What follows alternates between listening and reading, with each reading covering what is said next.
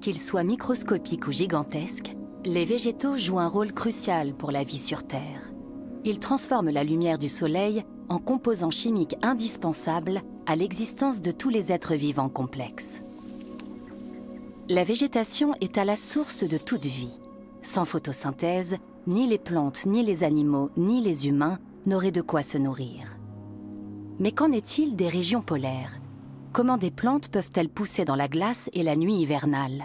Pour les scientifiques, le fonctionnement de la chaîne alimentaire dans les zones extrêmes a longtemps été une énigme. Mais de récentes recherches font peu à peu la lumière sur leur fascinant mécanisme.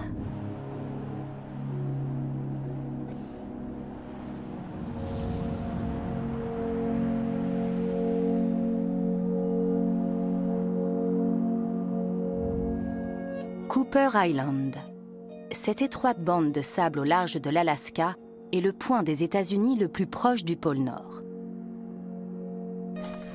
Le chercheur indépendant George Divocky y vient chaque été depuis près de 50 ans pour étudier les populations de guillemots à miroir.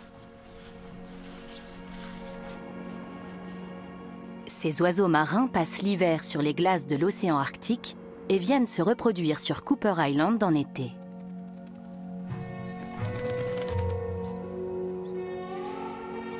Mais ils ne sont pas les seuls à y faire escale.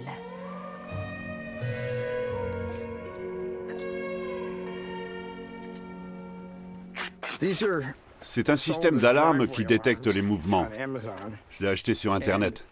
Ça me permet d'être alerté quand un ours polaire s'approche de mon abri.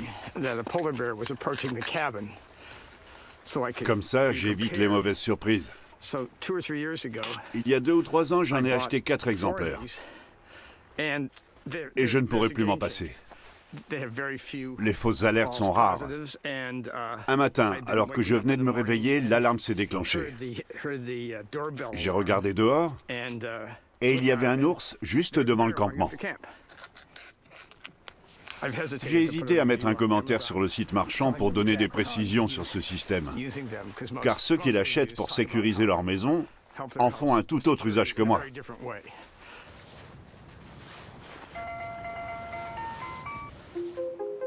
Comme beaucoup d'oiseaux marins, les guillemots à miroir nichent habituellement sur les falaises.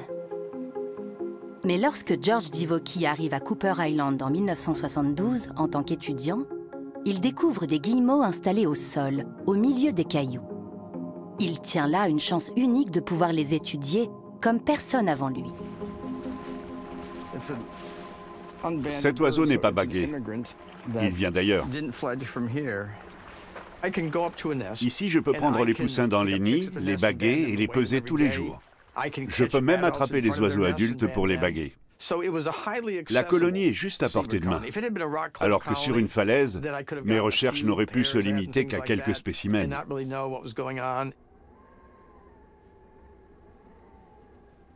Voilà un œuf, fraîchement pondu. Les guillemots sont des oiseaux côtiers qui pondent 2 œufs à la fois, à la différence de beaucoup d'oiseaux marins qui n'en pondent qu'un. Comme ils sont proches du rivage, ils peuvent effectuer assez d'allers et retours pour les nourrir. Je les trouve intéressants car ils se distinguent des autres oiseaux. Ils cherchent leur nourriture dans un rayon de 6 km maximum, contrairement aux albatros ou aux pétrels qui chassent en haute mer. Dans les années 1990, qui voit émerger la question du changement climatique, l'étude approfondie de George Divocky sur plusieurs dizaines d'années apporte des clés essentielles au domaine de la recherche. Les données collectées pendant 30 ans montrent comment l'extension et le recul de la banquise affectent la vie des guillemots et quels changements sont survenus dans l'Arctique. Les guillemots ont besoin d'un nid abrité, auquel ils peuvent accéder pendant 80 jours. Mais ici, ils nichent à même le sol, qui parfois est recouvert de neige jusque fin juin.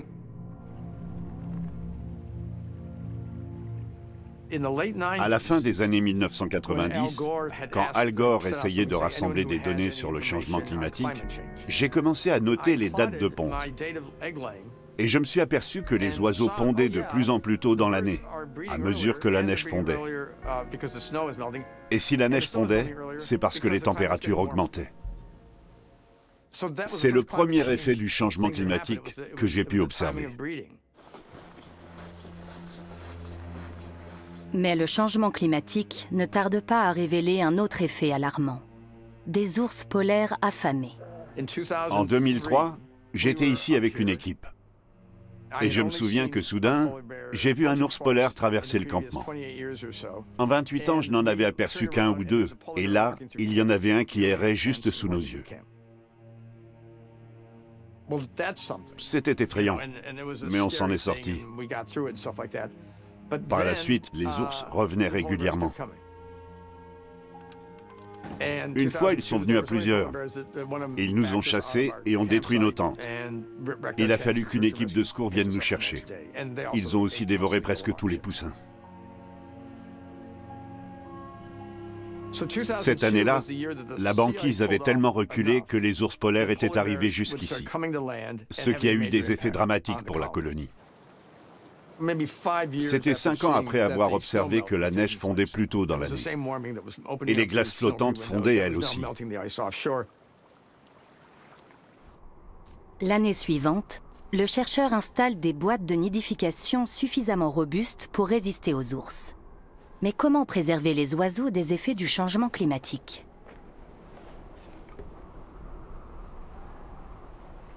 À l'été 2003, la fonte des glaces flottantes est encore plus précoce. Un coup fatal pour les poussins.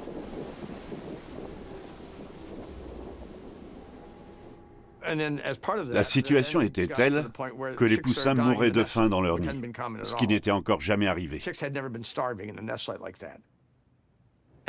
Tout ça était directement lié au changement climatique. Jusque-là, l'Arctique avait toujours fourni les ressources nécessaires à la colonie. Mais là, ce n'était plus le cas. Pourquoi? Les chercheurs s'interrogent.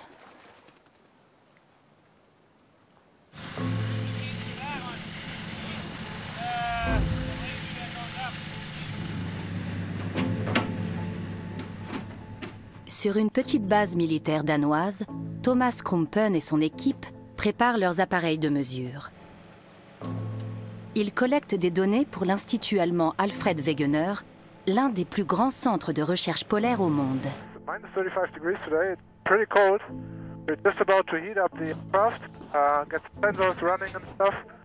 Les scientifiques mesurent l'épaisseur de la glace 2 fois par an, une fois en hiver et une fois en été. Leur appareil n'est plus tout récent, mais il est parfaitement opérationnel.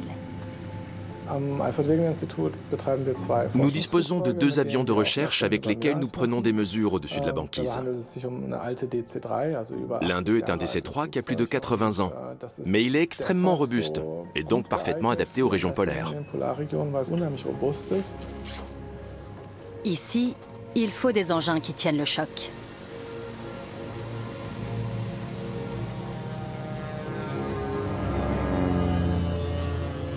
L'équipe survole le détroit de Fram, à l'est du Groenland. Durant plusieurs jours, elle quadrillera la zone au moyen d'un GPS. Sous la coque, un appareil baptisé oiseau de glace utilise des faisceaux laser pour mesurer la surface de la banquise et calculer son épaisseur. Nous essayons de parcourir des transects qui soient les plus longs possibles, afin d'obtenir des données statistiques moyennes de l'épaisseur de la glace. Depuis 20 ans, les scientifiques enregistrent une nette diminution de l'épaisseur de la glace. Actuellement, l'épaisseur mesurée en été est 20% inférieure aux données de l'an 2000. L'une des grandes questions qui nous préoccupe, c'est bien sûr de savoir à quelle échéance l'océan Arctique sera entièrement dépourvu de glace en été. Il existe sur ce point différentes hypothèses et très peu de certitudes. Le système arctique et la banquise, ainsi que les interactions entre atmosphère et océan, sont si complexes que nous n'avons pas encore bien saisi l'ensemble de ces processus. Si bien que cette année, par exemple, nos modélisations avaient sous-évalué l'étendue réelle de la banquise.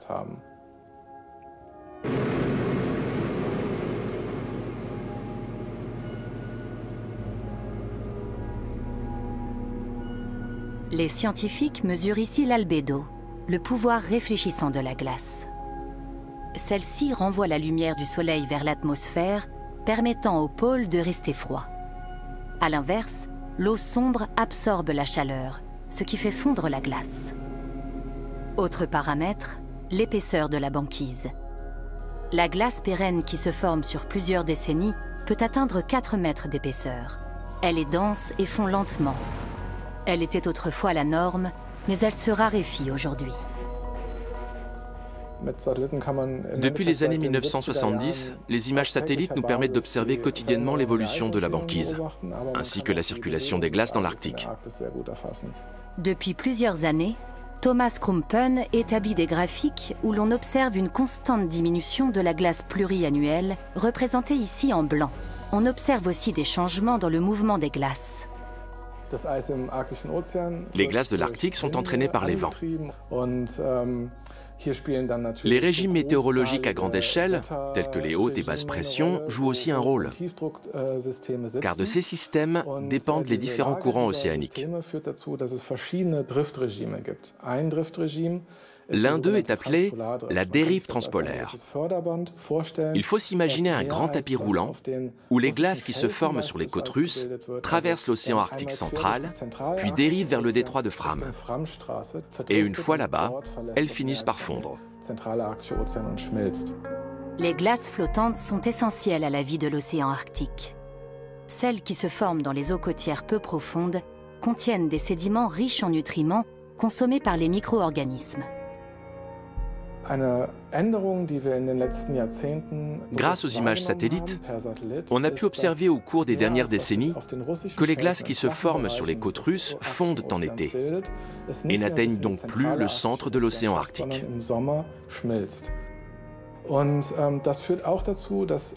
Par conséquent, les éléments qu'elles renferment, tels que des sédiments ou des composants biochimiques, ne sont plus acheminés jusque dans l'Arctique.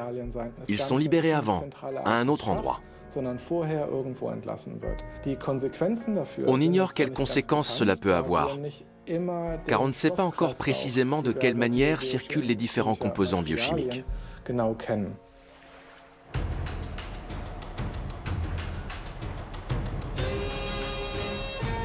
De la présence de ces composants dépendent les ressources d'une région, ce qui y pousse et ce qu'on y mange. L'Institut Alfred Wegener les étudie de près. En 2023, le navire de recherche Polarstern entame sa 7e expédition dans le pôle Nord. Le capitaine Stefan Schwarze emprunte cette route depuis 30 ans et il y fait chaque fois de nouvelles observations. Quand on traversait l'Arctique dans les années 1990, ça faisait beaucoup de bruit quand on brisait la glace, car elle était très dure. Elle était complètement gelée et avait une lueur bleue. À présent, la traversée est beaucoup plus tranquille, comme si on glissait sur de la neige. Autrefois, on entendait la glace craquer, alors que maintenant, la traversée est silencieuse.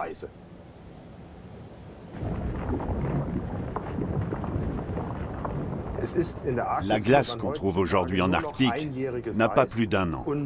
Elle n'est donc pas très solide, parce qu'elle ne tient pas plus d'un hiver. Ensuite, elle fond. Elle n'a plus du tout la même consistance. Le pôle Nord est désormais accessible à n'importe quelle brise-glace, et même aux bateaux de croisière. Il nous arrive de croiser la route d'un luxueux navire de croisière français, qui lui aussi est équipé pour briser la glace. Et tout l'été, il dessert le pôle Nord en respectant un tableau horaire précis. Il met 2 semaines à l'aller, 2 semaines au retour. Puis il embarque de nouveaux passagers et il repart. Aujourd'hui, on traverse l'Arctique sans problème. Les scientifiques du Polarstern ont déjà une idée de ce qu'ils vont trouver sous la glace.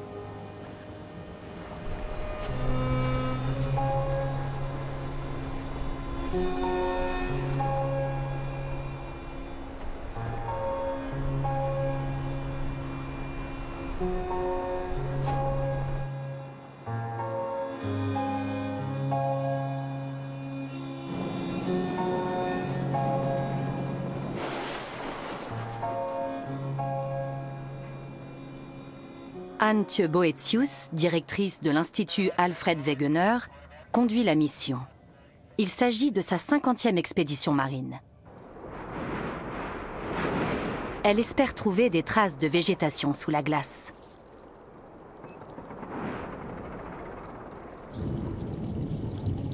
Mais pas la moindre tache de verre sous l'immense tapis blanc. Pour la biologiste, c'est un constat alarmant.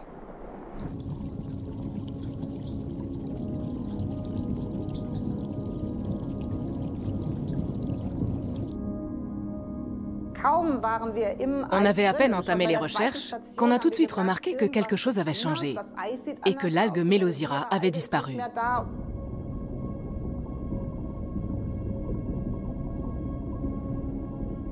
L'algue Melosira arctica est l'or vert des régions polaires. Sous son léger scintillement se cache une foisonnante forêt miniature.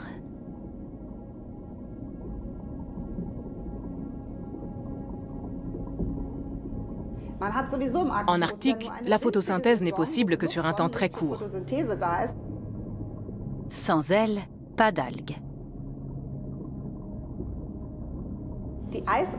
L'algue des glaces, Melosira arctica, est une diatomée unicellulaire connue pour sa capacité à se développer très rapidement en colonie.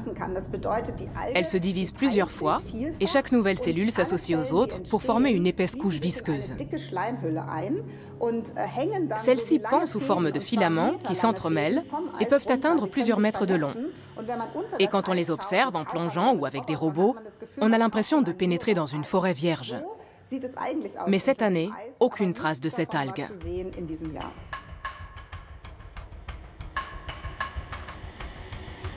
En 2012, Antje Boetius dirige l'expédition polaire qui met pour la première fois en évidence l'importance de cette algue. En partant, je ne pensais pas que la banquise aurait diminué à ce point, un niveau jusque-là jamais atteint.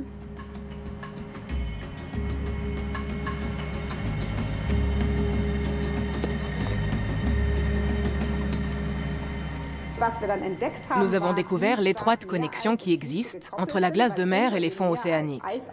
Car quand la glace fond, les algues qui poussent dessous tombent au fond de l'océan. Les algues qui chutent à des milliers de mètres de profondeur sont une source de nourriture providentielle pour la faune des abysses. Plus il y a de lumière, plus il y a d'algues. Et ces algues nourrissent toute une partie de la faune marine jusque dans les profondeurs.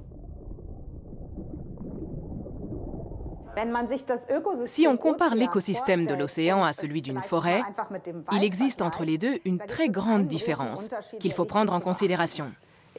Dans une forêt, les arbres sont bien sûr un élément important de l'écosystème forestier. Et les feuilles qui tombent au sol constituent un refuge et une source de nourriture pour tout un tas d'organismes, tels que les vers de terre, les insectes ou les champignons. Et il n'y a que 10 à 20 mètres d'écart entre la canopée en haut et le sol forestier en bas, qui s'enfonce sur quelques mètres et abrite toute une petite faune. Mais en milieu océanique, les échelles sont complètement différentes. Entre la surface de l'océan, que l'on peut comparer à la canopée, et les fonds océaniques, que l'on peut comparer au sol forestier, il y a plusieurs kilomètres de distance. Là aussi, ce qui pousse en surface tombe au sol, et les deux sont aussi étroitement liés que la canopée et le sol forestier.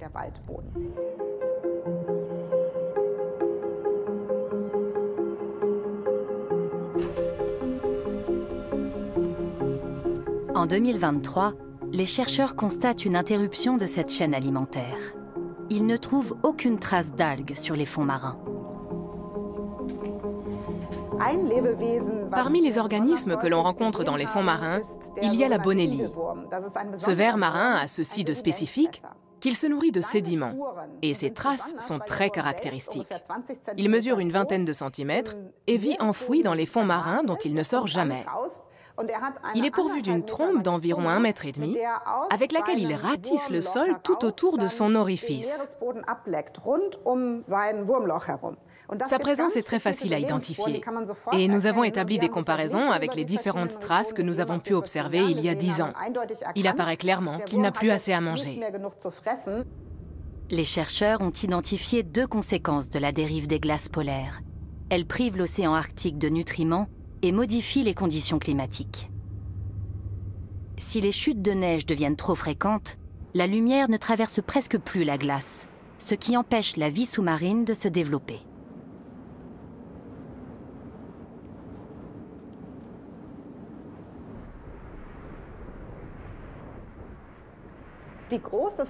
Se pose alors la question suivante. Cette situation exceptionnelle qui, on le sait, s'est déjà produite l'année dernière, va-t-elle perdurer? L'Arctique est-il entré dans une nouvelle ère météorologique qui modifie la dérive transpolaire ou bien est-ce une situation temporaire? En réalité, il est compliqué de répondre à cette question, car l'Arctique change si vite qu'il devient de plus en plus difficile de faire des prédictions.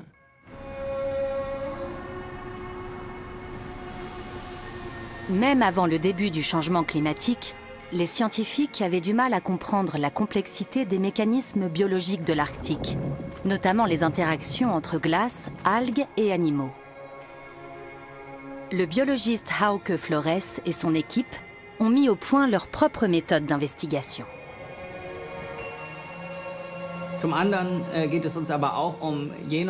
Nous cherchons à étudier les organismes qui vivent sous la glace. Mais il est compliqué de les prélever, car c'est un milieu difficile d'accès.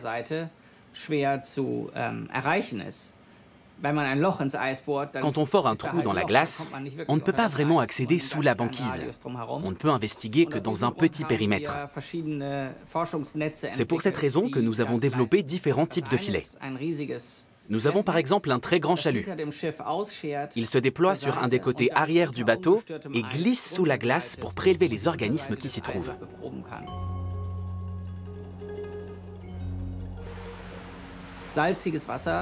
Le point de congélation de l'eau salée est inférieur à celui de l'eau douce. Cette dernière tarde donc à geler. Et au cours du processus de congélation, les microscopiques paquets d'eau qui sont les moins salés gèlent en premier. Cela augmente la concentration en sel des autres paquets d'eau, nommés clusters, qui gèlent d'autant plus difficilement.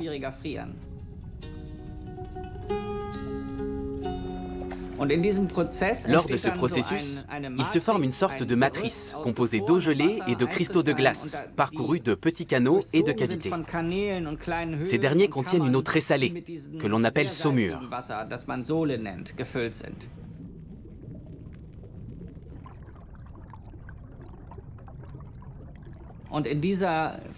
Ces poches de saumure abritent toutes sortes de micro-organismes, de bactéries, d'algues unicellulaires et de petits animaux qui jouent un rôle essentiel dans l'écosystème des régions polaires.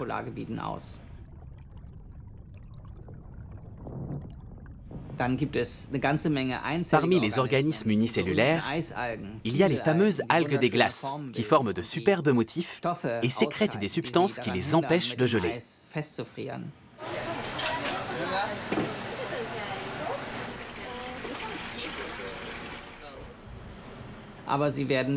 Ces algues servent par exemple de nourriture aux copépodes.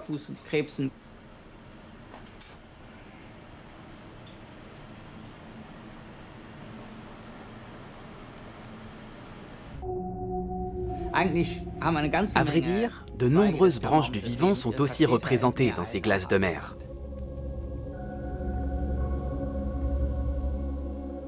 Ce que l'on voit ici, c'est un crustacé amphipode appelé Aphérousa glacialis. C'est celui que l'on observe le plus souvent dans l'océan Arctique. L'espèce représente une importante source de nourriture pour la morue polaire. Nous avons ici un autre amphipode appelé Eusirus olmi. À l'extrémité de ses longues pattes, il a de petits crochets qui lui permettent de se fixer sur la glace. Lui aussi sert de nourriture à la morue polaire, qui joue un rôle clé dans l'écosystème de l'Arctique.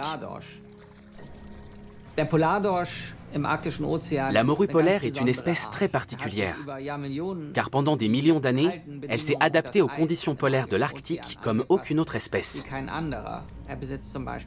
Son sang contient des protéines antigel qui lui permettent de résister aux températures glaciales de l'océan Arctique, qui varient entre 0 et -2 degrés. La morue polaire n'est pas un poisson très grand. Elle fait à peu près cette taille, et le spécimen adulte environ celle-ci. Elle est à peine assez grosse pour être mangée par l'homme. Mais l'écosystème arctique tel que nous le connaissons ne pourrait pas exister sans elle. Cela tient au fait qu'elle est l'unique prédateur de tous les autres poissons de l'Arctique.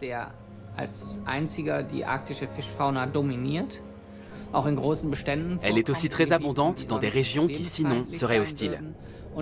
Et elle constitue la principale nourriture des phoques et des oiseaux marins, et donc indirectement des ours polaires.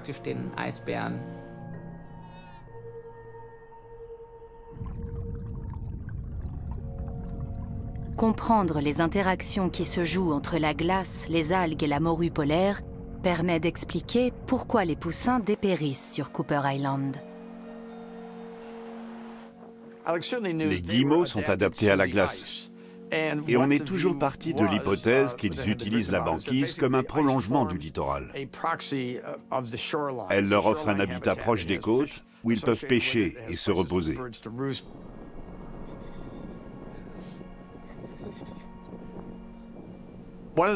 Au début de nos recherches, on a voulu savoir quel type de proie les guillemots capturaient, car on n'avait aucune idée précise de quoi ils se nourrissaient.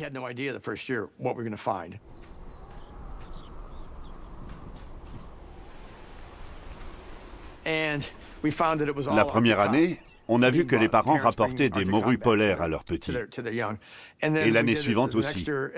Ils ne rapportaient que ça. On a donc décidé d'arrêter nos recherches quand on a compris que c'était le seul poisson disponible à cet endroit.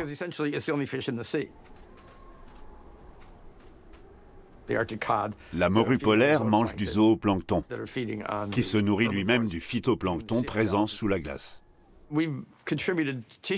Et aujourd'hui, grâce à l'analyse des tissus et des acides gras, on est capable de déterminer quelle part de l'énergie stockée par un oiseau ou un organisme provient de la zone pélagique, de la colonne d'eau, et quelle part provient de l'écosystème cryopélagique, c'est-à-dire de la glace. Chez les guillemots, une très grande partie de l'apport énergétique provient de la glace, car ils mangent les morues qui se nourrissent elles-mêmes des algues fixées sous la glace. Pour la première fois, à l'été 2003, la glace de mer qui encercle l'île fond intégralement. La chaîne alimentaire des oiseaux est bouleversée. En observant la colonie, j'ai vu un guillemot rapporter une sorte de chaboisseau. C'est très rare qu'ils prennent ce type de proie. Ce sont de gros poissons à tête massive. L'oiseau a foncé jusqu'à son nid. Et j'ai vu que les poussins n'arrivaient pas à avaler le poisson parce qu'il était trop gros pour eux. Ils auraient pu s'étouffer. Les guillemots adultes peuvent avaler de plus grosses proies, mais leurs petits, eux, risqueraient de mourir étouffés. George Divocky trouve chaque année de plus en plus de poussins morts. Il était évident que ce type de poisson ne convenait pas aux poussins et que, faute de morue polaire, beaucoup allaient mourir. En l'espace de 20 ans, la colonie a diminué de 90%. Des analyses génétiques montrent que c'est seulement au cours de la dernière période glaciaire que les guillemots se sont adaptés à l'Arctique. C'est par effet de sélection naturelle que les guillemots sont devenus des prédateurs de la morue polaire. C'est comme ça qu'ils ont pu s'adapter à cet habitat spécifique.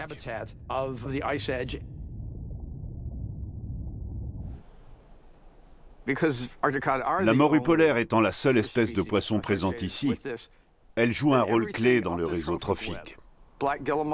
Car les guillemots à miroir et les phoques dépendent d'elle. J'ai souvent tendance à penser que les guillemots, par ricochet, sont une forme reconditionnée de la morue polaire, tout comme le sont les phoques ou les ours polaires. On parle souvent des conséquences du changement climatique sur les ours polaires. Mais j'essaie de rappeler aux gens que si les ours sont encore là, c'est grâce à la morue. Chaque année, on enregistre la date à laquelle la banquise atteint sa superficie la plus faible. On parle souvent de la fonte des glaces en termes de pertes physiques, comme pour la fonte des glaciers, alors que la banquise est un écosystème. C'est comme si on parlait de la forêt amazonienne uniquement en termes de surface perdue. La communauté scientifique doit nous rappeler à tous que la fonte des glaces n'est pas qu'une affaire de surface perdue. Elle est un indicateur très important du changement climatique. On parle ici d'un écosystème qui s'étendait autrefois sur des milliers de kilomètres en été et dont il ne reste aujourd'hui qu'une infime partie, qui elle aussi disparaîtra dans un avenir proche.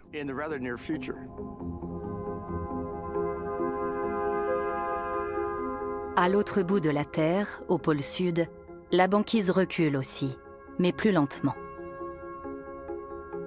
Même si les eaux qui entourent l'Antarctique se réchauffent, l'énorme continent stocke le froid.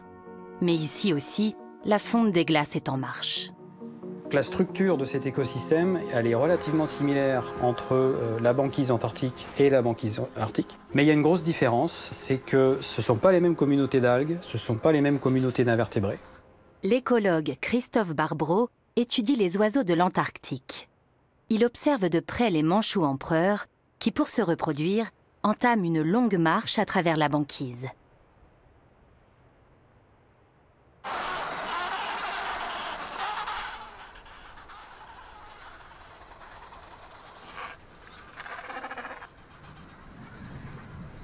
Donc on a la chance qu'à la station de Dumont-d'Urville, on ait une colonie de manchots empereurs qui est située à proximité de la station, à peu près à 2 km.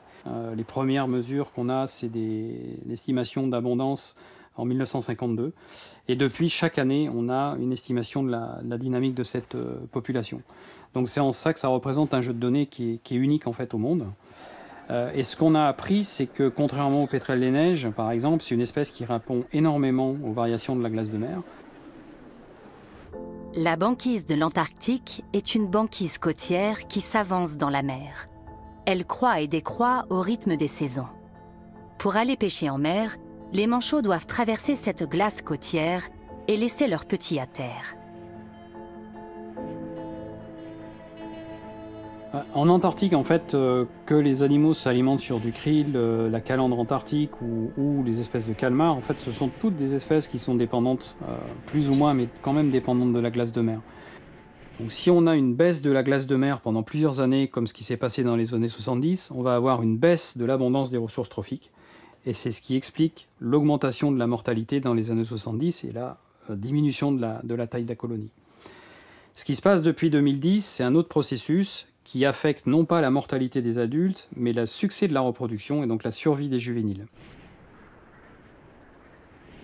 Ce qui s'est passé entre la fin des années 80 et 2010, c'est que la glace côtière a augmenté en surface. Et notamment, cette glace côtière, qu'est-ce qu'elle a pour effet? C'est d'augmenter la distance que les manchots doivent parcourir entre la colonie et les zones d'alimentation. Plus cette distance est importante, moins les poussins sont nourris, et plus le taux de mortalité des poussins augmente. Si le volume de glace est insuffisant, les ressources manquent. S'il augmente, les distances jusqu'aux zones d'alimentation s'allongent. Pour le moment, le changement climatique crée un équilibre. Alors, ce qui se passe depuis 2010, c'est que le changement climatique fait que cette glace de côtière est en train de diminuer et ça devient favorable aux manchots empereurs à ce moment-là. Donc les manchots ont moins de distance à parcourir pour aller en mer, nourrissent leurs poussins plus fréquemment et donc le succès de la reproduction augmente. Ce qui explique l'augmentation progressive de la colonie depuis 2010. Cette situation propice n'est que provisoire. Des chercheurs britanniques rapportent une surmortalité des poussins dans certaines zones. Sur la péninsule antarctique qui s'avance dans les eaux chaudes de l'océan austral, les manchots empereurs ont quasiment disparu. Et pour les manchots empereurs, on constate déjà, notamment en péninsule antarctique, la disparition d'une petite colonie qui n'existe plus parce qu'il n'y a plus de glace de mer à cet endroit-là. L'idée était justement de voir s'il y avait des différences de réponse des oiseaux marins et des phoques aux variations d'étendue de la glace de mer en Arctique et en Antarctique. Puisqu'on avait des études qui montraient des effets de la glace de mer, positifs, négatifs ou sans effet. Donc on n'y voyait pas très clair pour comprendre pourquoi on avait autant de réponses différentes. Et un des objectifs, c'était de mettre ensemble des jeux de données en Arctique et en Antarctique. George Divocky et Christophe Barbreau se sont rejoints en France pour comparer leurs données et faire des projections. Cette partie s'enfonce à 20 mètres de profondeur. Ça forme un mur de glace où les morues polaires sont très abondantes. Si pour une espèce la concentration de glace est trop forte, l'espèce va s'éteindre ou ne pas s'installer. Si c'est des concentrations de glace trop faibles, on va avoir le même résultat et il y a une concentration intermédiaire qui maximise la probabilité de présence de l'espèce et sa dynamique. Donc ce qu'on retrouve en termes d'effet des changements de la glace de mer sur les populations, ce sont des réponses relativement communes entre les deux systèmes. En Arctique comme en Antarctique, à un certain niveau de fonte, la concentration des glaces atteint un point idéal. Mais passé ce point, il se produit ce qu'on observe aujourd'hui en Arctique et qui arrivera bientôt en Antarctique, à savoir une fonte des glaces beaucoup trop importante. Si ce phénomène se produisait sur des siècles, les espèces auraient le temps de s'adapter. Des colonies ou des populations peuvent disparaître localement. Une espèce est considérée comme éteinte quand tous ses individus ont disparu. Mais cela se produit sur un temps plus long. Il faut aussi prendre en compte la façon dont les animaux s'adaptent. Face à la disparition de la banquise, les espèces dépendantes de la glace ont trois options possibles. Soit elles se déplacent là où la glace est encore présente, mais il y a une limite à cela. Soit elles trouvent les moyens de s'adapter de leur vivant et apprennent à chasser en pleine mer. Mais pour les oiseaux marins, nous savons que c'est compliqué. Et la troisième possibilité, c'est une évolution, dans le sens darwinien du terme. Mais pour les oiseaux marins, cela prend du temps. Car comme ils vivent longtemps, il leur faut plusieurs générations pour s'adapter. Quand on regarde les modèles prédictifs de l'évolution du climat et des glaces du début des années 2000, on voit qu'ils étaient tous bien trop optimistes. Les deux pôles sont menacés d'une extinction de masse, dont l'Arctique sera la première victime. Comment les espèces survivront-elles durant la nuit polaire ? Car la glace pérenne dont elles dépendent disparaît, elle aussi. Par le passé, l'océan Arctique était recouvert par des glaces qui s'épaississaient d'année en année, car elles ne fondaient pas l'été. Alors qu'aujourd'hui, la glace ne s'épaissit qu'en hiver et ne tient pas plus d'une année. Et cela, bien sûr, implique d'énormes changements pour l'écosystème.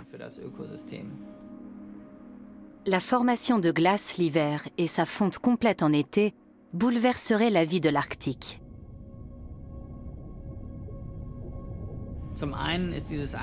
La glace annuelle est plus mince et laisse passer plus de lumière que la glace pluriannuelle. Certaines simulations prévoient donc une forte croissance des algues des glaces, notamment au centre de l'Arctique. Et d'ici la fin du siècle, elle pourrait même augmenter de plusieurs milliers de pourcents.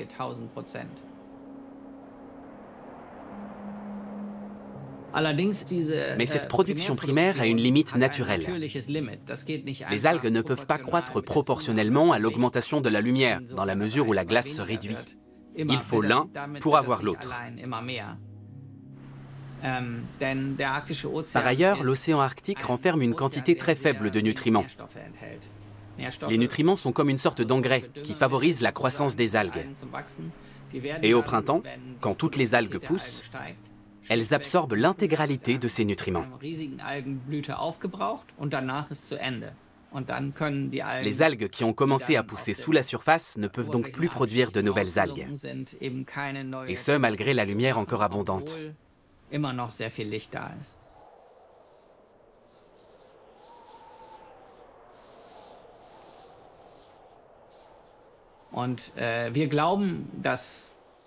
Selon nous, si les organismes ont réussi jusqu'ici à survivre à la nuit polaire, c'est grâce à la présence de matière organique stockée dans la glace.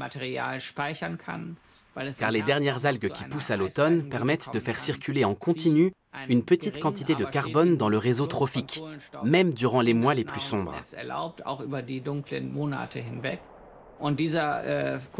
Ce flux de carbone décline avec la baisse de production des algues en été et en automne. À la fin de l'été, plus aucune algue ne pousse. Et la glace se forme de plus en plus tard dans l'année, quand la nuit polaire est sur le point de tomber.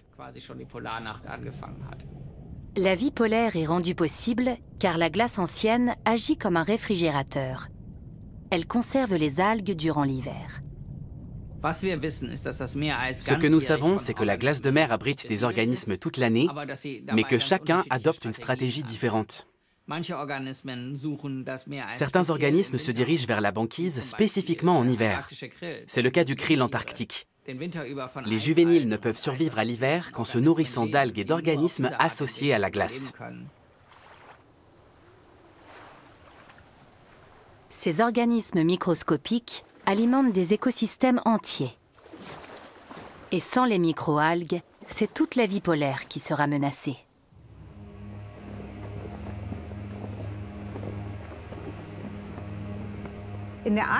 L'Arctique héberge d'innombrables espèces spécifiques de ce milieu et dont l'habitat se réduit à mesure que la banquise diminue. Prenons par exemple le cas des morses. Les parents doivent d'abord apprendre aux jeunes à pêcher et à trouver eux-mêmes de la nourriture. Et entre deux plongées, les petits ont besoin de la banquise pour se reposer et reprendre des forces. Désormais, sur certaines côtes, il n'y a plus du tout de banquise l'été. C'est un bouleversement énorme pour les espèces. Chez les mammifères marins, on observe déjà des échecs de reproduction et certaines générations n'arrivent plus à se renouveler. Ces changements sont déjà visibles partout. Et le danger tient dans notre méconnaissance de ces régions qui sont loin de nous. Nous imaginons la banquise comme un glaçon flottant à la surface de l'océan. Et nous ignorons tous les profonds bouleversements qui affectent l'écosystème et la vie de l'Arctique.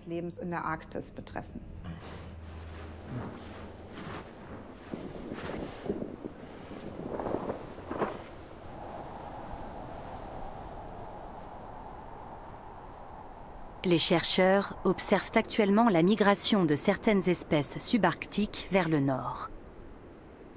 Mais la faune adaptée à la vie arctique ne peut aller nulle part ailleurs.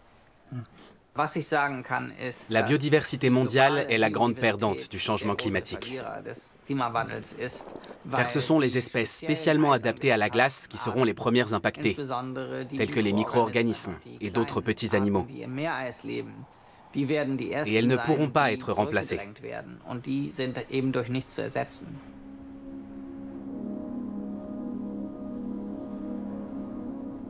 En 2020, le Polarstern passe tout l'hiver emprisonné dans les glaces de l'Arctique.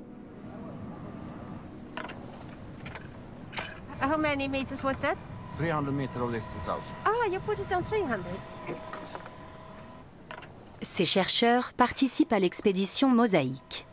Ils étudient quelles espèces migrent vers l'Arctique à mesure que ces eaux se réchauffent. Une découverte va les laisser pantois.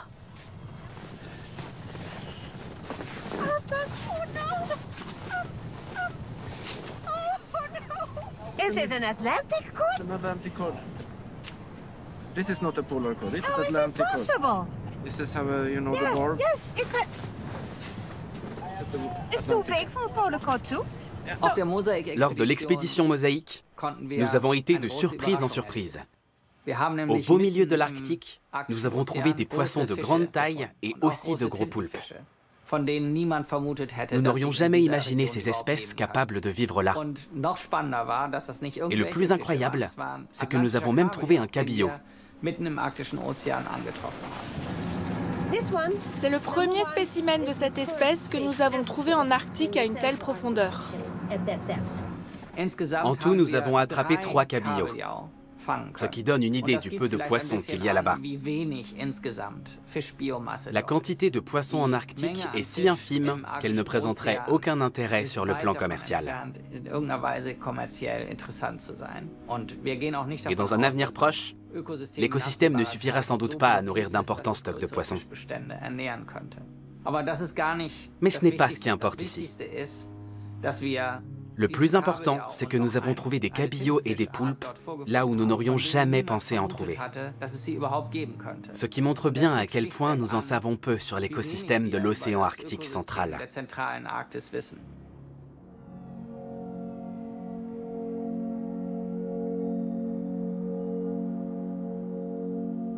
Une complexité frustrante, mais qui réserve aussi de bonnes surprises. George Divocky poursuit ses observations sur Cooper Island, où les premiers effets du changement climatique se sont fait sentir il y a 20 ans. Beaucoup de gens s'étonnent que je vienne encore ici. Mais le changement climatique continue et la fonte des pôles progresse. Donc, au cours des 25 dernières années, il n'y a jamais eu de raison d'abandonner les recherches. Ce qui s'est passé ici l'été dernier le prouve. Si j'avais dû effectuer des prédictions pour 2023, je n'aurais jamais misé sur un tel succès de reproduction. En août, les ours polaires sont revenus sur l'île, en attendant que la glace se reforme. Et contre toute attente, les oiseaux ont trouvé de quoi nourrir leurs poussins.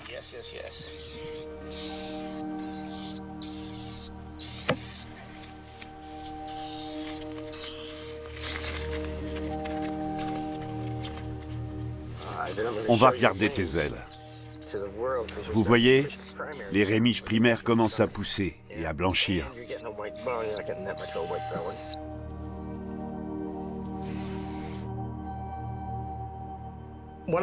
C'était une bonne année pour les oiseaux, car la glace a fondu de manière asymétrique sur la face ouest de l'Arctique.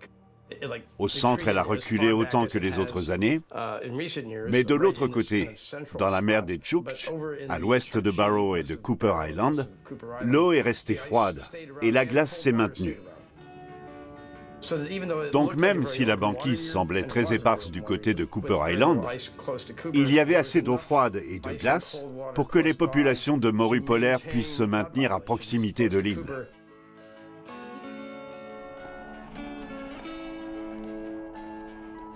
Le couple qui niche ici est souvent le premier de la colonie à pondre. Ces dernières années, je me dis souvent, c'est bien qu'ils pondent des œufs ici, mais la suite risque d'être compliquée. Sur le coup, je suis toujours content de trouver des œufs, mais je ne suis jamais très optimiste sur leur devenir. On a ici 2 gaillards de 300 grammes qui en pesaient 35 à la naissance. Leurs ailes sont maintenant bien développées et ils sont prêts à partir. La grande victoire de cette année, c'est qu'aucun poussin n'est mort de faim dans son nid, ce qui est assez incroyable. On les verra peut-être revenir à l'âge adulte.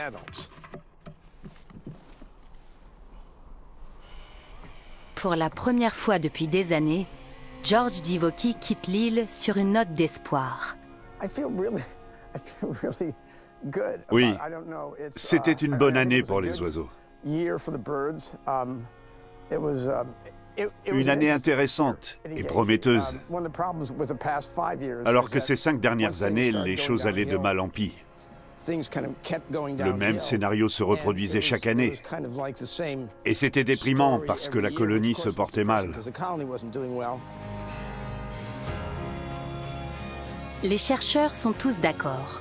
On ne pourra freiner la fonte des glaces qu'en renonçant aux énergies fossiles. Ce qui sera loin d'être simple à Utqiagvik, la localité inuite la plus proche de Cooper Island.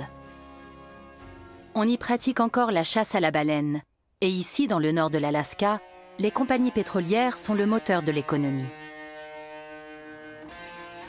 Si chacun ici constate l'érosion des côtes sous l'effet du changement climatique, une majorité d'habitants soutient l'exploitation pétrolière.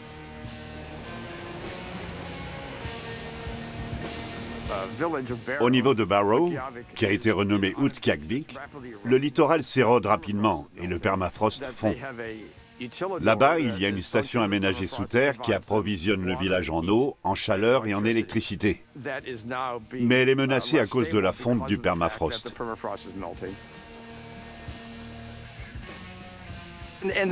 En outre, il y a tout un changement culturel qui s'opère. La région est passée d'une économie de subsistance qu'elle pratiquait il y a 2 ou 3 générations à une économie très lucrative, avec un afflux d'argent provenant du pétrole.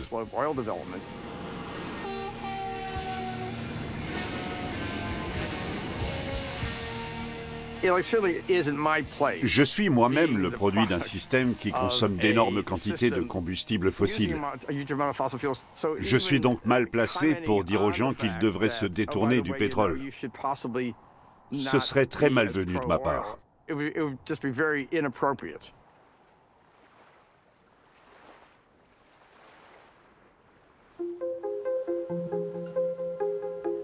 Il ne reste aux chercheurs qu'un seul levier d'action. Alerter le monde sur les changements fulgurants dont ils sont les témoins lors de leurs expéditions.